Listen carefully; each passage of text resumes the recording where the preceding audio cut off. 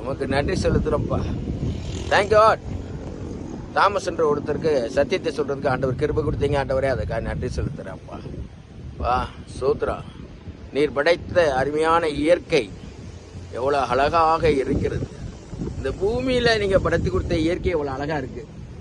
அந்த பரலோகம் இப்போ எவ்வளோ அழகா இருக்கும். அல்லேலூயா, அல்லேலூயா, அல்லேலூயா. அந்த பரலோகம் எவ்வளவு அழகா இருக்கும். Amen, amen. Thank God.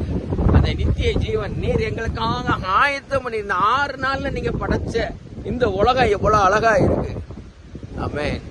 அப்ப எங்களுக்காக இத்தனை வருடங்களாக ஆண்டவரே நீர் செதுக்கி கொண்டு இருக்கிற ஆண்டவரே, நீர் ஆயத்தம் பண்ணி கொண்டு இருக்கிறீர் ஆண்டவரே. அந்த பரலோக ராஜ்யம் ஆண்டவரே, வல்லமையில பரலோக ராஜ்யம், பரிசுத்தமுள்ள அந்த பரலோக ராஜ்யம் எவ்வளவு வல்லமை உள்ளதா இருக்கும் நான் விசுவாசிக்கிறேன். என் தேவ கரவே அப்பா, ஸ்தோத்திரம் ஸ்தோத்திரம், நன்றிப்பா. எங்கள் ஒவ்வொருவரையும் நீர் ஆயத்தப்படுத்துங்கப்பா.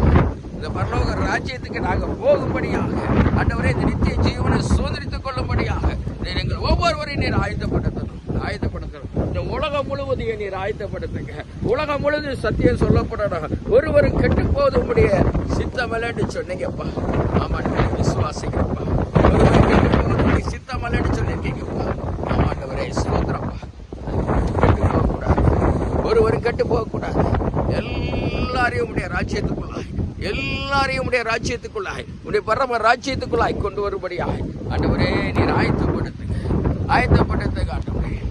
எங்களால் முடிந்த அளவுக்கு நாங்கள் ஓடத்தக்க சரீரத்தில் எள்ள பலன் இருக்கிற வரைக்கும், கடைசி பலன் இருக்கிற வரைக்கும் ஆண்டவரே உடைய ஊழியத்துக்காய் ஓடணும் ஆண்டவரே. உடைய ஊழியத்தை சொல்லணும் ஆண்டவரே.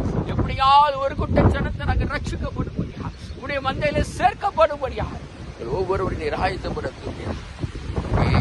இயேசுவின் நாமத்தில் ஜெபிக்கிறோம் நல்ல பிதாவே. ஆமென், ஆமென்.